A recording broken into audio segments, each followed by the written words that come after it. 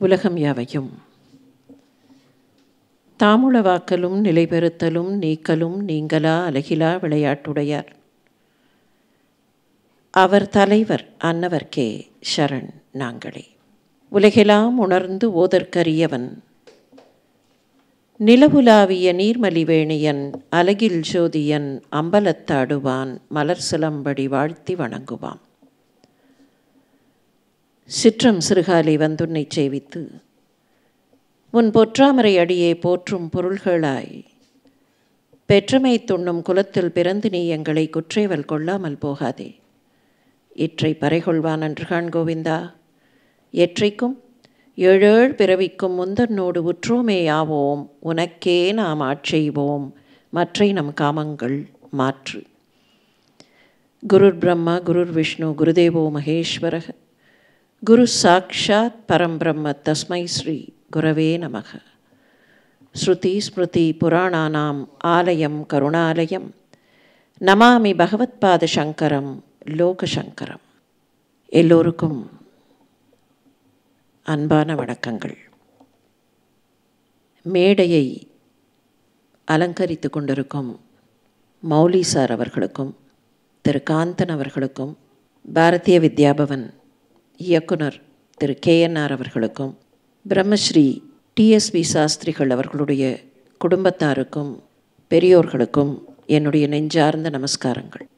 ஜனவரி மாதம் 6ஆம் தேதி நான் அந்த தொலைபேசி அழைப்பை பார்த்தது 7 மணிக்கு. ஆனால் சுமார் 5:45 மணிக்கு திரு காந்தன் அவர்கள் தொலைபேசியில் அழைத்திருந்தார்கள். மார்கழி மாதம் வேறு ஒரு நிகழ்ச்சியில் இருக்க நேர்ந்தது.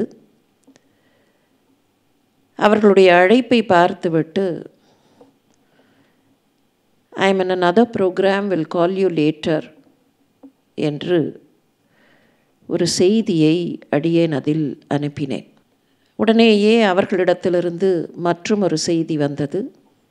ஆகஸ்ட் மாதம் 24ஆம் தேதி பாரதிய வித்யாபவனில் நடைபெற இருக்கிற இந்த நிகழ்வு இப்படியாக பிரம்மஸ்ரீ TSB அவர்களுடைய பெயராலான விருதை கொடுப்பதாக இருக்கிறோம். இதை சொல்லிவிட்டு ப்ளீஸ் இண்டிகேட் யோர் அவைலபிலிட்டி என்று அவர்கள் போட்டிருந்தார்கள். சற்றே அதிர்ச்சியாக இருந்தது. பிரம்மஸ்ரீ TS பாலகிருஷ்ண சாஸ்திரிகள் எங்கே, அடியேன் எங்கே? மலைக்கும் மடுவுக்கும் இருக்கிற வித்தியாசம் என்று சொல்லுவார்களே, மலைக்கும் அதள பாதாளத்திற்கும் இருக்கிற வித்தியாசம் என்று வேண்டுமானால் மாற்றிக்கொள்ளலாம். அந்த அதிர்ச்சியில் யூ திங்க் ஐ ஃபிட் தேர் என்று ஒரு கேள்விக்குறியை போட்டேன். It is decided only because you fit என்று உடனேயே அவர்களிடத்திலிருந்து ஒரு பதில் வந்தது.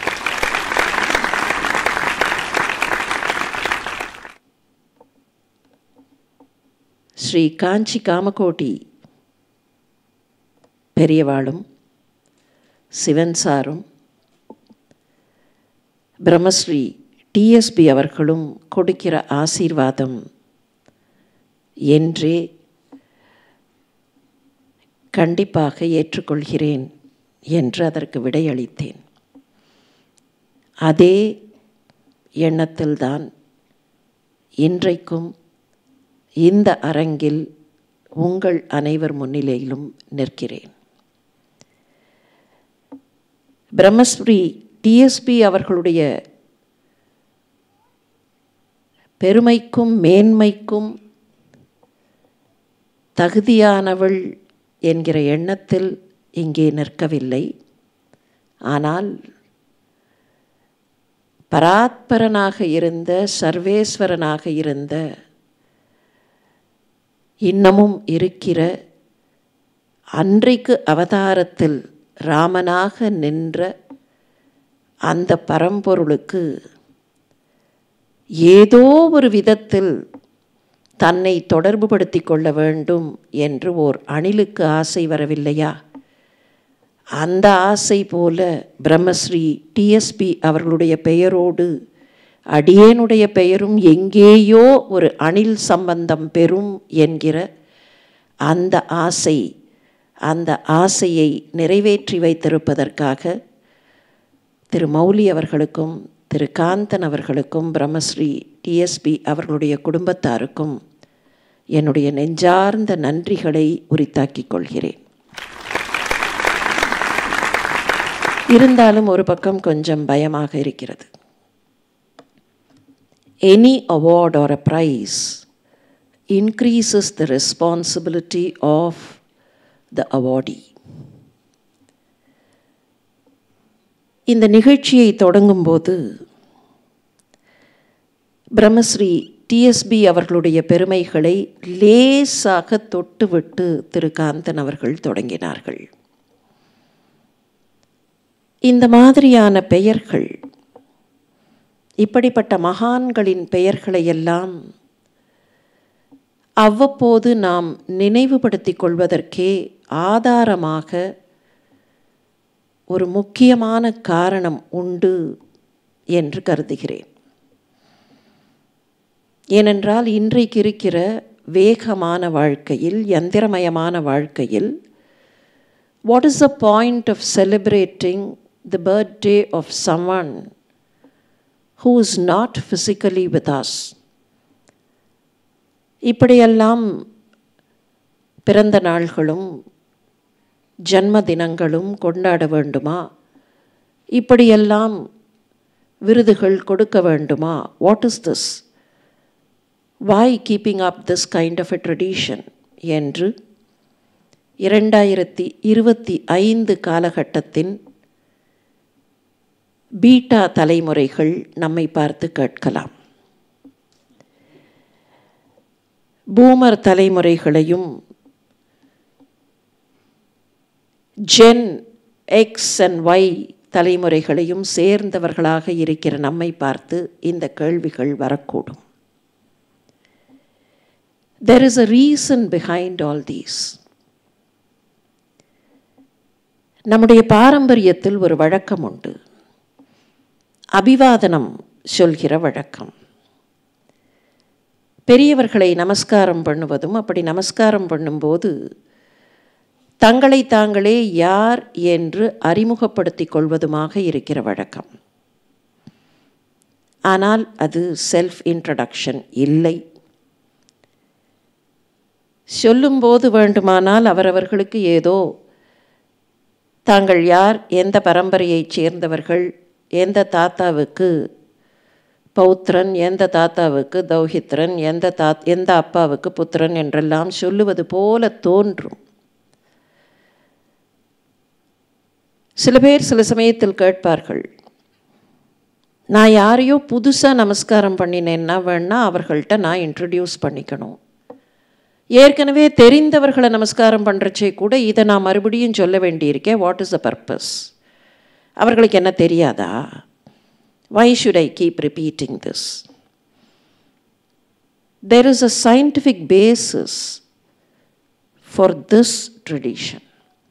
அவர்களுக்கு தெரியாது, யாரை நமஸ்காரம் பண்ணுறோமோ அவர்களுக்கு தெரியாதுங்கிறதுக்காக இல்லை. நமஸ்காரம் பண்ணுகிறவர் திரும்ப திரும்ப இதை சொல்லும்போது it is a kind of an auto treatment. இந்த உயர்ந்த பாரம்பரியத்தை சேர்ந்தவன் நான், அவர்களுடைய பெயருக்கு குந்தகம் ஏற்படாமல் நான் என்னுடைய வாழ்க்கையில் நடந்து கொள்ள வேண்டும். எனவே இந்த பாரம்பரியத்தை சேர்ந்தவன், இந்த பாரம்பரியத்தை சேர்ந்தவன் என்று தனக்குத்தானே ஒரு ஆட்டோ சஜஷன் சொல்லுவதுதான் அபிவாதனம். அதே மாதிரியான பிரின்சிபிள் தான் இப்படிப்பட்ட மகான்களின் ஜன்ம தினங்களையும் பிறந்த நாள்களையும் கொண்டாடி அனுசரித்து அவர்கள் செய்ததில் 100 பங்காவது இந்த சமுதாயத்திற்கு நாங்கள் எடுத்துக்கொண்டு போகிறோமா என்று நம்மை நாமே உரசி பார்த்து கொள்கிற ஒரு ஒகேஷன் தான் இப்படிப்பட்ட ஒகேஷன். பிரம்மஸ்ரீ டி.எஸ். பாலகிருஷ்ண சாஸ்திரிகளை பற்றி என்ன சொல்வது? அவரை பற்றி அவருடைய பெயரை சொல்வதற்கு கூட அடியேனை போன்றவர்களுக்கு தகுதி இருக்கிறதா என்று ஆச்சரியப்படுகிறேன்.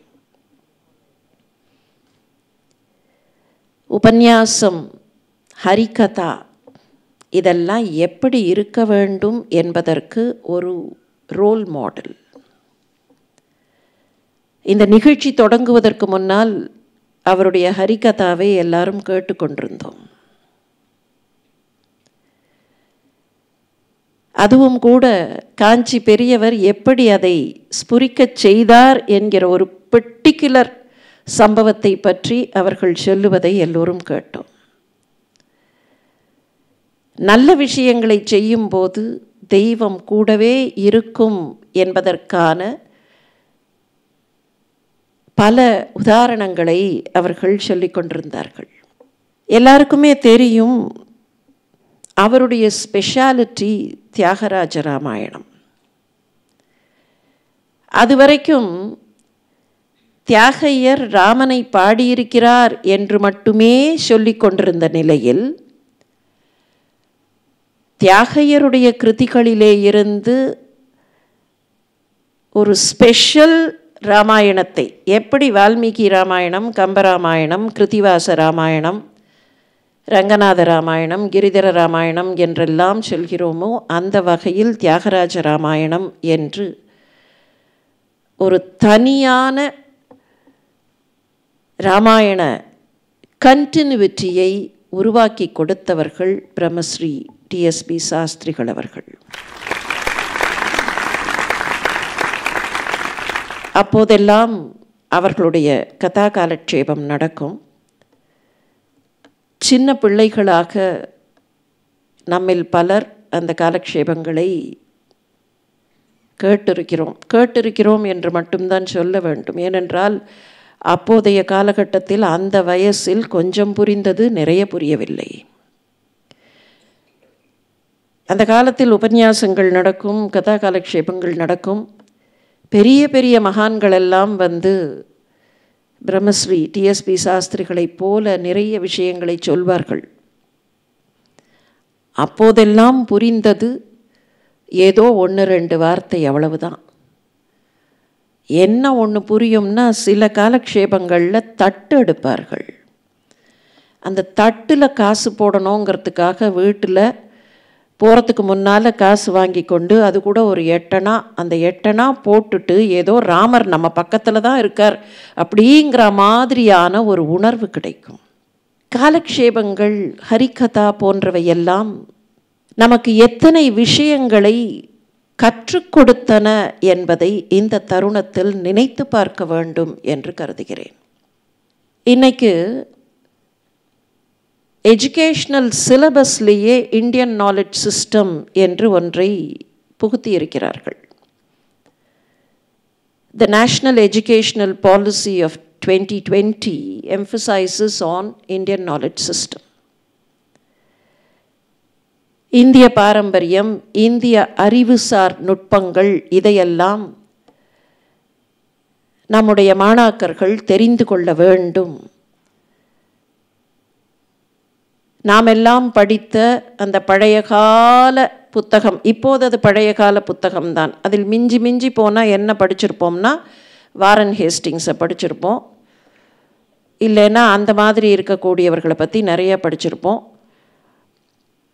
நம்ம தேசத்து சுதந்திர போராட்ட தியாகிகளோட பேர்கள் கூட நமக்கு சரியாக தெரிஞ்சிருக்காது. அதெல்லாம் மொத்தமாக சேர்ந்து ஒரு 2 பக்கத்தில் ஒரு சாப்டர் முடிஞ்சு போயிடும். அதை ஃபுல் சாப்டர்னு கூட சொல்ல முடியாது, ஒரு பாதி சாப்டர் மாதிரி ஒன்று முடிஞ்சு போயிடும். ஆனால் அதுக்கு முன்னால் இருக்கிற விஷயங்கள்லாம் எதேதோ இருந்திருக்கும், which are not even relevant to our land and our tradition and heritage. அந்த மாதிரியாக நினைத்து பார்க்கும்போது தான் டிஎஸ்பி போன்றவர்கள் எவ்வளவு விஷயங்களை நமக்கு கொடுத்தார்கள். How the tradition and heritage was carried down. புராணங்கள், பாகவதம், ராமாயணம் இதெல்லாம் கொடுக்கக்கூடிய அற்புதமான விஷயங்களை. இதெல்லாம் ரெலவெண்ட்டான்னு கேட்கலாம். Extremely relevant, extremely relevant. Nammalvar சொன்னார், கற்பார் ராமபிரானை அல்லால் கற்பரோ. இந்த புராணங்களில் இருக்கக்கூடிய விஷயங்களை சரியாக தெரிந்து கொண்டு விட்டால் mastering every other discipline will be very easy. அதெல்லாம் வெறும் டிசிப்ளின்ஸ் தான். ஆனால் லைஃப், அந்த லைஃப்பை எப்படி லீட் பண்ணணும், என்ன வாழ்க்கை, அதை எந்த வேல்யூஸில் லீட் பண்ணணுங்கிற விஷயம் ராமாயணத்திலும் பாரதத்திலும் பாகவதத்திலும் புராணங்களிலும் தான் இருக்கிறது. என்ன இன்னொரு விபத்து நடந்ததுன்னா, தப்பான டிரான்ஸ்லேஷன். புராணம்ங்கிறதுக்கு யார் பண்ணினார்களோ தெரியாது. மித்தாலஜி அப்படின்னு ஒரு டிரான்ஸ்லேஷனை கொடுத்து, மித்துனா என்ன அப்படின்னு போய், மித்தாலஜினா அதெல்லாம் பொய் கதையாகத்தான் இருக்கும், புனை கதையாகத்தான் இருக்கும். It is a myth. It is high time we break this myth. The myth of calling Puranas as mythology. புராணம்னா என்ன? பழைய கதை, பழைய சம்பவம்னு அர்த்தம், அவ்வளவுதான். அந்த பழைய சம்பவங்களிலே கிடைக்கக்கூடிய அனுபவ அறிவு. ஐசக் நியூட்டன் ஒரு விஞ்ஞானி, எல்லாருக்கும் அவருடைய பெயர் தெரியும். அந்த விஞ்ஞானி ஒரு முறை அவர்கிட்ட ஒரு கேள்வி கேட்டார்கள், அதுக்கு பதில் சொன்னார். அவர்கிட்ட கேட்டது இவ்வளவுதான், mister Newton, you have achieved so much, எப்படி உங்களால் இவ்வளவு அச்சீவ் பண்ண முடிஞ்சுது? மேலேயும் கீழையும் இப்படி பார்த்துட்டு சொன்னார், I stood on the shoulders of the giants before meaner. எனக்கு முன்னாலே வாழ்ந்தவர்கள் சாதாரணமானவர்கள் இல்லை, ஜாயண்ட். அவர்களுடைய தோளில் ஏறி நின்னா எனக்கு வாழ்க்கை விசாலமாக உலகம் தெரிந்தது. பல விஷயங்களை 5.5 அடியில் நிற்கும்போது தெரியாத விஷயங்கள் அவர்கள் தோளில் ஏறி நின்னபோது தெரிஞ்சதுன்னா அவர்களுடைய அனுபவம் எனக்கு வழியை காட்டியது. அப்படிப்பட்ட அனுபவங்களைத்தான் பிரம்மஸ்ரீ டிஎஸ்பி சாஸ்திரிகள் நமக்கு கொடுத்தார். அவரை போன்றவர்களெல்லாம் நமக்கு கொடுத்திருக்கிறார்கள். இந்த பொக்கிஷங்களை, இந்த ட்ரெஷர்ஸ், இவற்றை வைத்து கொண்டு நம்முடைய வாழ்க்கையை சரியாக வாழுவதற்கான முயற்சியை செய்வோம் என்றால் அதுவே பிரம்மஸ்ரீ டிஎஸ்பி சாஸ்திரிகள் போன்றவர்களுக்கு நாம் செய்யக்கூடிய உண்மையான மரியாதையாக இருக்கும். அவர்களுக்கு நாம் ஒன்றும் செய்ய போகிறதில்லை. மௌலி சார் சொன்னார்கள், புத்திரர்களாக நாங்கள் என்ன செய்தோம்னு கேட்டார்கள். இன்ஃபேக்ட் எல்லாருமே அவருடைய குடும்பத்தை, லெகசியை சேர்ந்தவர்கள் தான். அவர்கிட்டேந்து எல்லாரும் ஒரு கைப்பிடி அளவாவது வித்யை வாங்கிட்டு இருக்கோமா இல்லையா? அப்போ எல்லாருமே அவருடைய லெகசியை சேர்ந்தவர்கள் தான். நம்ம பாரம்பரியத்தில் குருவினுடைய வம்சாவளி தான் முக்கியம் இல்லையா? கோத்திரம் தானே முக்கியம். அதை வைத்து தானே நாம் ஒவ்வொருத்தருக்கும் ஐடென்டிட்டி சொல்கிறோம். அப்படின்னா குருவாக இருந்து அவர் கொடுத்த எத்தனை விஷயங்களை நாம் வாங்கி கொண்டிருக்கிறோம்னு சொன்னால் அந்த குருவினுடைய கோத்திரத்தை சேர்ந்த நாம் எல்லாரும் கூட அதே குடும்பத்திற்கான பாத்தியதை உள்ளவர்கள் தான். நாம் என்ன பண்ணியிருக்கோம் அவருக்கு அப்படின்னு நினச்சி பார்த்தா நாம் ஒன்றும் பெருசாக பண்ணலை. ஒன்று பண்ணலாம். இனிமேலாவது அவர்கள் சொன்ன அந்த விஷயங்களில் சில விஷயங்களை நாம் கடைப்பிடித்து வாழ்ந்தால் அதுவே அவர்களுக்கு நாம் செய்யக்கூடிய மிகப்பெரிய மரியாதை. அவருக்கு ரொம்ப பிடிச்சது தியாகராஜ ராமாயணம். அதுவும் இன்னைக்கு கார்த்தால காந்தன் சார் ஃபோன் பண்ணி ஒரு 45-50 மினிட்ஸ் அப்படின்னு முதல்ல வார்த்தையை சொன்னோன்னே எனக்கு ஒன்றும் புரியல, என்ன சொல்கிறார் 45-50 மினிட்ஸ். அப்புறம்தான் அந்த அளவுக்கு டைம் எடுத்துக்கலாம் அப்படின்னார். எப்போவுமே எவ்வளவு சுருக்கமாக பேசுகிறோமோ அவ்வளவு நல்லது என்று நினைப்பவள் நான். ஆனால் எந்த தியாகராஜ ராமாயணத்தை பிரம்மஸ்ரீ சாஸ்திரிகள் அவர்கள் நம்மிடையே புழங்கச் செய்தாரோ அந்த தியாகராஜ ராமாயணத்திலிருந்தே ஒரு சில விஷயங்களை நினைத்து பார்க்கலாம் என்று ஆசைப்படுகிறேன். இதுவும் ஒரு அணில் ஆசைதான். தியாகையருக்கும் ராமருக்கும் ஒரு வினோதமான உறவு.